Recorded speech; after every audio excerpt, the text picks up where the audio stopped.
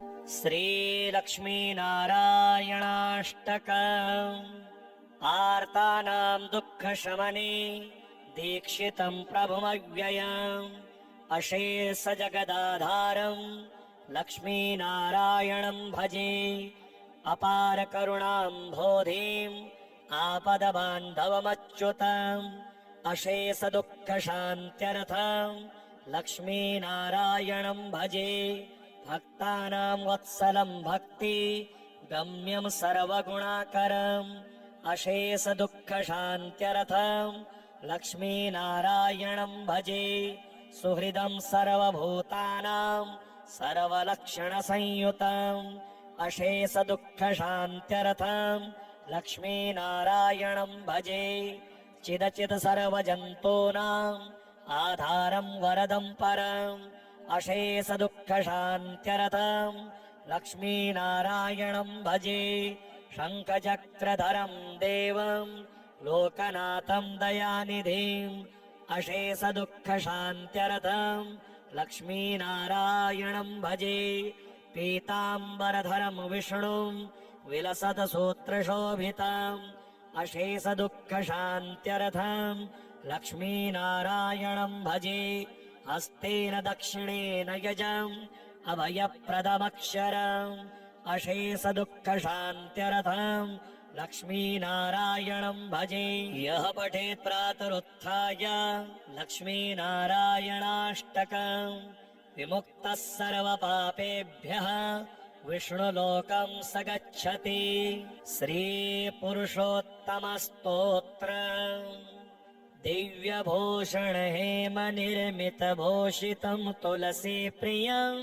ताहि आधर राजशेखर राजपूजित सुन्दरं विश्ववन्दित चक्रधारक घोषकारक वैभवं नौमितं पुरुषोत्तमं वरदायकं परमेश्वरं गुण्डिचामखधारकं जनरञ्जनं रथहासिनं नीलपर्वत नीलमाधव भक्ततारण दुर्लभम् प्रेममिश्रित वारिशीतल चन्दनायित केशवम् नौमितं पुरुषोत्तमं वरदायकं परमेश्वरम् दारुदेवत सर्वसुन्दर वेशकारित कौशलम् श्रीमहाप्रभुरूपमोहक इन्दिरा प्रियवल्लभम् रतनमण्डप पूज्य पूजक रूपरूपिणमीश्वरम् नौमितं पुरुषोत्तमं वरदायकं परमेश्वरम् वेणुवादक गोपनायक क्षीरसागर शायिनं राघवं मधुसूदनं भज लक्ष्मणाग्रजधन्विनं शान्तिदायक बुद्ध भास्वर जैन जीवन रक्षकं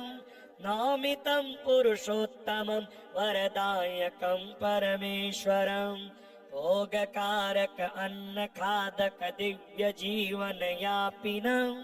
धर्मरक्षक दुष्टनाशक शिष्टपालनकारितं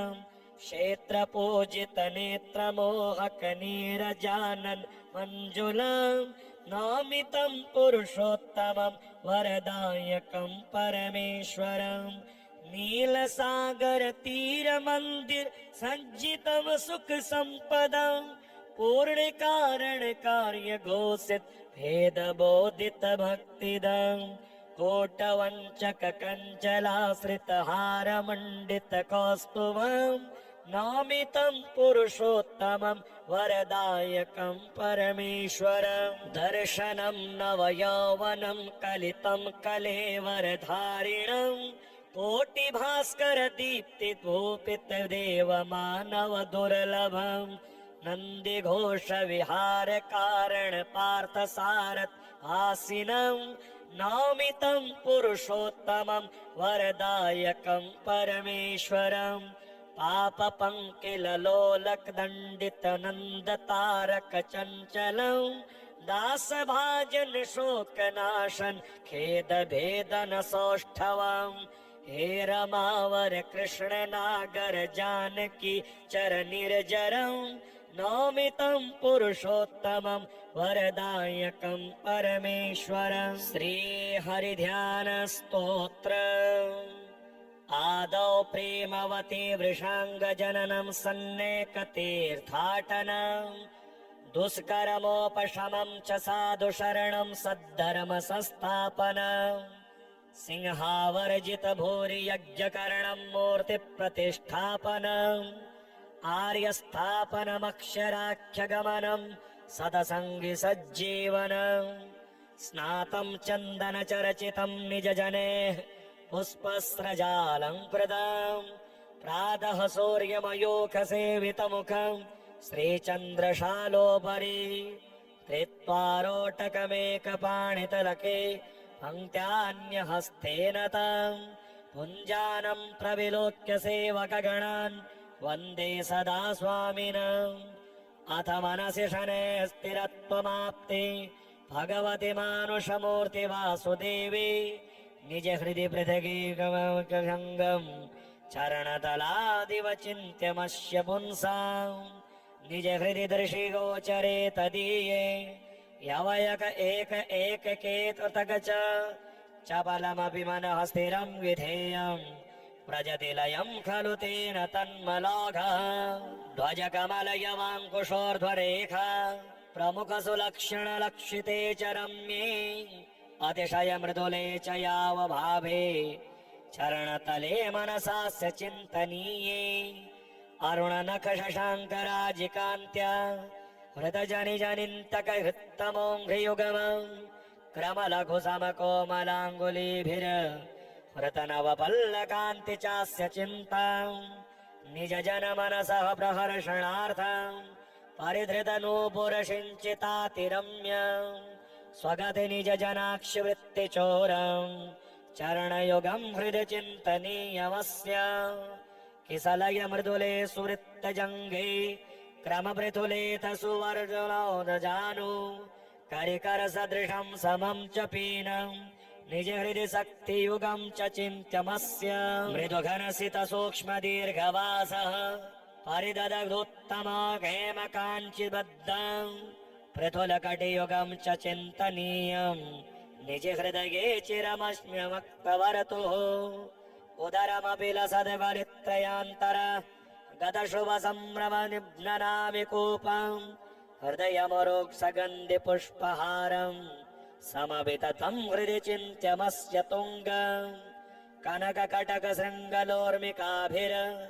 लसदरुणां न जनिभं करद्वयं च दृढतरमतिरस्य बाहुयुगमम् निज हृदयेस्य विचिन्त्यमङ्गदाढ्यम् विविधमणिविशुद्धहेमसूत्र ग्रथितसुमौक्तिकहार हारिकण्ठः विगतशशरकाङ्कास्य चन्द्रः स्त्रियमनसास्य चिरञ्च चिन्तनीयम् मितहसित विपर्पिदन्तकान्ति प्रथनसमुज्ज्वलगण्डयुगममस्य नवनलिनदलायतं विचिन्त्यम् निज हृदि चञ्चललोचनद्वयं च श्रवणयुगलस्य कुण्डलश्रीर्बहुविध पुष्पमयावतं सरम्य तरदलघुविशालभालराजत सतिलककुङ्कुमं चन्द्रकश्च चिन्त्यः असिति तिलकलक्ष्मदक्षगण्डी तिलकुसुमोत्तमनासिकान्तिकेऽस्ति विलसदसितबिन्दुरस्य वामे श्रवणपुटे भवतीति चिन्तनीयः विविधकुसुमशेखरालिराजत पटमुकुटं च शिरोस्य चिन्तयित्वा वदनकमलमेव चिन्तकेन स्मितमधुरं चिरकालमस्य चिन्ता श्रीलक्ष्मीनारायणाष्टकम् आर्तानां दुःखशमने दीक्षितं प्रभुमव्ययम् अशेष जगदाधारं लक्ष्मीनारायणं भजे अपार करुणाम्भोधिम् आपदबान्धवमच्युतम् अशेष दुःखशान्त्यर्थं लक्ष्मीनारायणं भजे भक्तानां वत्सलं भक्ति गम्यं सर्वगुणाकरं अशेष दुःख शान्त्यर्थं लक्ष्मीनारायणं भजे सुहृदं सर्वभूतानां सर्वलक्षणसंयुतम् अशेष दुःख शान्त्यर्थं लक्ष्मीनारायणं भजे चिदचित् सर्वजन्तूनाम् आधारं वरदं परम् अशेष दुःख शान्त्यर्थं लक्ष्मीनारायणं भजे शङ्खचक्रधरं देवं लोकनाथं दयानिधिम् अशेष दुःख शान्त्यर्थं लक्ष्मीनारायणं भजे पीताम्बरधरं विष्णुं विलसत् सूत्रशोभितम् अशेष दुःख शान्त्यर्थं लक्ष्मीनारायणं भजे हस्तेन दक्षिणेन यजम् अभयप्रदमक्षरम् अशेष दुःख शान्त्यर्थं लक्ष्मीनारायणं भजे यः पठेत् प्रातरुत्थाय लक्ष्मीनारायणाष्टकम् विमुक्तः सर्वपापेभ्यः विष्णुलोकं स गच्छति श्रीपुरुषोत्तमस्तोत्र दिव्यभूषण हेमनिर्मितभूषितं तुलसीप्रियं ताहि आधर राजशेखर राजपूजितसुन्दरं विश्ववन्दितचक्रधारक घोषकारक वैभवम् नौमितं पुरुषोत्तमं वरदायकं परमेश्वरं गुण्डिचामखधारकं जनरञ्जनं रथहासिनं नीलपर्वत नीलमाधव भक्ततारण दुर्लभं प्रेममिश्रितवारिशीतलचन्दनायित केशवं नौमितं पुरुषोत्तमं वरदायकं परमेश्वरं दारुदेवत सर्वसुन्दर वेशकारित कौशलं श्रीमहाप्रभुरूपमोहक इन्दिरा प्रियवल्लभं रतनमण्डप पूज्य पूजक रूपरूपिणमीश्वरं नौमितं पुरुषोत्तमं वरदायकं परमेश्वरं वेणुवादक गोपनायक क्षीरसागर शायिनं राघवं मधुसूदनं भज लक्ष्मणाग्रजधन्विनं शान्तिदायक बुद्धभास्वर जैन जीवन रक्षकं नौमितं पुरुषोत्तमं वरदायकं परमेश्वरं भोगकारक अन्नखादक दिव्य जीवन यापिनं धर्मरक्षक दुष्टनाशक शिष्टपालनकारितं क्षेत्रपूजित नेत्रमोहक नीरजानन मञ्जुलं नौमितं पुरुषोत्तमं वरदायकं परमेश्वरं नीलसागर तीर मंदिर सज्जितं सुख संपदं पूर्ण कारण कार्य घोषित भेद बोधित भक्तिदं कोटवंचक कंचलाश्रित हार मंडित कौस्तुभं नौमितं पुरुषोत्तमं वरदायकं परमेश्वरं दर्शनं नवयौवनं कलितं कलेवरधारिणं कोटिभास्कर दीप्ति धूपित देव मानव दुर्लभं नंदी घोष विहार कारण पार्थ सारथ आसीनं नौमितं पुरुषोत्तमं वरदायकं परमेश्वरं पाप पंकिल लोलक दंडित नंद तारक चंचलं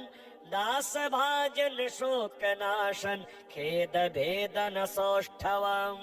हे रमावर कृष्ण नागर जानकी चर निर्जरं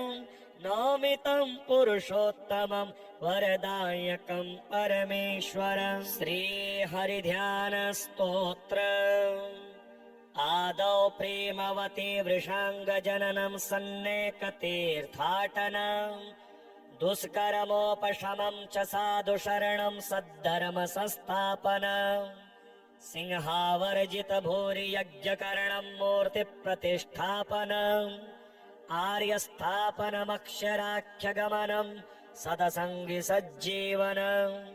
स्नातं चन्दनचर्चितं निजजनेः पुष्पस्रजालङ्कृतम् प्रातः सूर्यमयूखसेवितमुखं श्रीचन्द्रशालोपरि धृत्वारोटकमेकपाणितलके पङ्क्त्यान्यहस्तेन तम् पुञ्जानं प्रविलोक्य सेवकगणान् वन्दे सदा स्वामिनम् अथ मनसि शनैः स्थिरत्वमाप्ते भगवति मानुषमूर्ति वासुदेवी निज हृदि पृथगीकमङ्गम् चरणतलादिव चिन्त्यमस्य पुंसाम्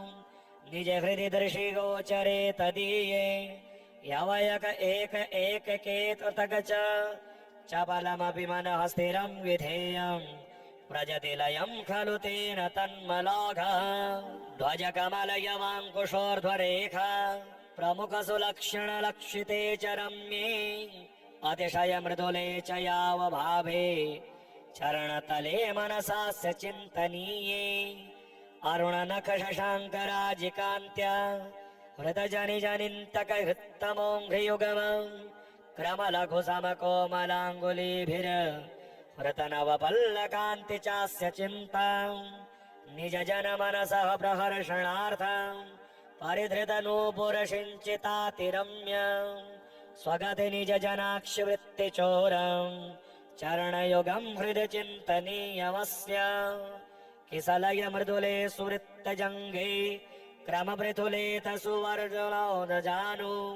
करिकर सदृशं समं च पीनम् निज हृदि शक्तियुगं च चिन्त्यमस्य मृदुघनसित सूक्ष्म दीर्घवासः परिददग्धोत्तमा हेमकाञ्चिबद्धम् पृथुलकटियुगं च चिन्तनीयम् निज हृदये चिरमस्म्यमक्तवरतुः उदरमपि लसद्वरित्रयान्तर गतशुभसंभ्रमनिघ्ननाविकूपम् हृदयमरोक्षगन्धि पुष्पहारम् समविततं हृदि चिन्त्यमस्य तुङ्गम् कनककटकशृङ्गलोर्मिकाभिर लसदरुणां न जनिभं करद्वयं च दृढतरमतिरस्य बाहुयुगमम् निज हृदयेस्य विचिन्त्यमङ्गदाढ्यम् विविधमणिविशुद्ध हेमसूत्र ग्रथितसुमौक्तिकहार हारिकण्ठः विगतशरकाङ्कास्य चन्द्रः स्त्रियमनसास्य चिरञ्च चिन्तनीयम् मितहसित विपर्पिदन्तकान्ति प्रथन समुज्ज्वल गण्डयुगममस्य नवनलिनदलायतं विचिन्त्यम् निज हृदि चञ्चललोचनद्वयं च श्रवणयुगलस्य कुण्डलश्रीर्बहुविध पुष्पमयावतं सरम्य तरदलघुविशालभालराजत सतिलक कुङ्कुमं चन्द्रकश्च चिन्त्यः असिति तिलक लक्ष्म दक्ष गण्डी तिलकुसुमोत्तमनासिकान्तिकेऽस्ति विलसदसित बिन्दुरस्य वामे श्रवणपुटे भवतीति चिन्तनीयः विविध कुसुमशेखरालिराजत पटमुकुटं च शिरोस्य चिन्तयित्वा वदनकमलमेव चिन्तकेन स्मितमधुरं चिरकालमस्य चिन्ता श्रीलक्ष्मीनारायणाष्टकम् आर्तानां दुःखशमने दीक्षितं प्रभुमव्ययम् अशेष जगदाधारं लक्ष्मीनारायणं भजे अपार करुणाम्भोधिम् आपदबान्धवमच्युतम् अशेष दुःखशान्त्यर्थं लक्ष्मीनारायणं भजे भक्तानां वत्सलं भक्ति गम्यं सर्वगुणाकरम् अशेष दुःखशान्त्यर्थं लक्ष्मीनारायणं भजे सुहृदं सर्वभूतानां सर्वलक्षणसंयुतम् अशेष दुःखशान्त्यर्थं लक्ष्मीनारायणं भजे चिदचित् सर्वजन्तूनाम् आधारं वरदं परम् अशेष दुःखशान्त्यर्थं लक्ष्मीनारायणं भजे शङ्खचक्रधरं देवं लोकनाथं दयानिधिम् अशेष दुःखशान्त्यर्थं लक्ष्मीनारायणं भजे पीताम्बरधरं विष्णुं विलसतसूत्रशोभिताम् अशेषदुःखशान्त्यर्थं लक्ष्मीनारायणं भजे हस्तेन दक्षिणेन यजम् अभयप्रदमक्षरम् अशेषदुःखशान्त्यर्थं लक्ष्मीनारायणं भजे यः पठेत् प्रातरुत्थाय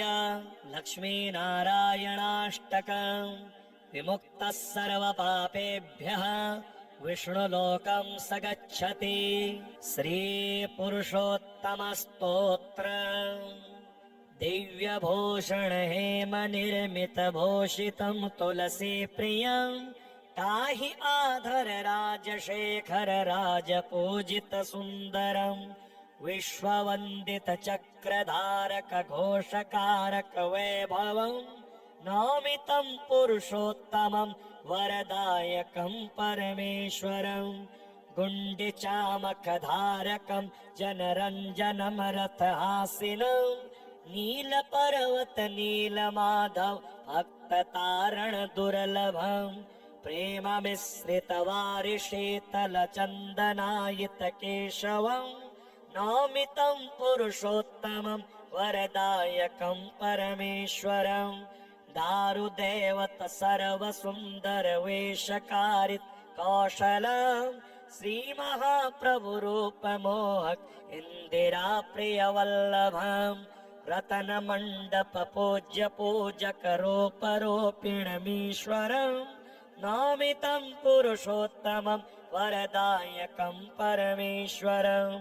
वेणुवादक गोपनायक क्षीरसागर शायिनं राघवं मधुसूदनं भज लक्ष्मणाग्रजधन्विनं शान्तिदायक बुद्धभास्वर जैन जीवन रक्षकं नौमितं पुरुषोत्तमं वरदायकं परमेश्वरं भोगकारक अन्नखादक दिव्य जीवन यापिनं धर्मरक्षक दुष्टनाशक शिष्टपालनकारितं क्षेत्रपूजित नेत्रमोहक नीरजानन मञ्जुलं नौमितं पुरुषोत्तमं वरदायकं परमेश्वरं नीलसागर तीर मंदिर सज्जितं सुख संपदं पूर्ण कारण कार्य घोषित भेद बोधित भक्तिदं कोटवंचक कंचलाश्रित हार मंडित कौस्तुभं नौमितं पुरुषोत्तमं वरदायकं परमेश्वरं दर्शनं नवयौवनं कलितं कलेवरधारिणं कोटिभास्कर दीप्ति धूपित देव मानव दुर्लभं नंदी घोष विहार कारण पार्थ सारथ आसीनं नौमितं पुरुषोत्तमं वरदायकं परमेश्वरं पाप पंकिल लोलक दंडित नंद तारक चंचलं दास भाजन शोक नाशन खेद भेदन सौष्ठवं हे रमावर कृष्ण नागर जानकी चर निर्जरं नौमितं पुरुषोत्तमं वरदायकं परमेश्वरं श्री हरिध्यान स्तोत्र आदौ प्रेमवती वृषांग जननं सन्नेकतीर्थाटनं दुष्कर्मोपशमं च साधु शरणं सद्धर्म संस्थापनं सिंहावर्जित भूरि यज्ञकरणं मूर्ति प्रतिष्ठापनं आर्यस्थापनमक्षराख्यगमनं सदसंगि सज्जीवनं स्नातं चन्दन चर्चितं निज जनेः पुष्पस्रजालंकृतं प्रातः सूर्यमयूख सेवितमुखं श्रीचन्द्रशालोपरि त्रित्वारोटकमेकपाणितलके पङ्क्त्यान्यहस्तेन तं पुञ्जानं प्रविलोक्य सेवकगणान् वन्दे सदा स्वामिनम् अथ मनसि शनैः स्थिरत्वमाप्ते भगवति मानुषमूर्ति वासुदेवी निज हृदि पृथगीकमङ्गं चरणतलादिव चिन्त्यमस्य पुंसां निज हृदि दर्शि गोचरे तदीये यवयक एक केतृतक चपलमपि मनः स्थिरं विधेयम् व्रजति लयं खलु तेन तन्मलाघः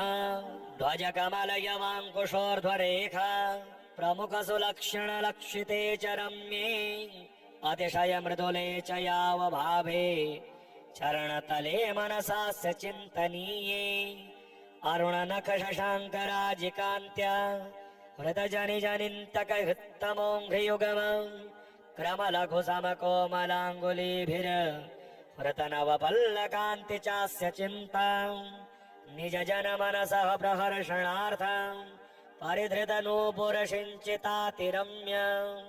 स्वगति निज जनाक्षिवृत्तिचोरम् चरणयुगम् हृदि चिन्तनीयमस्य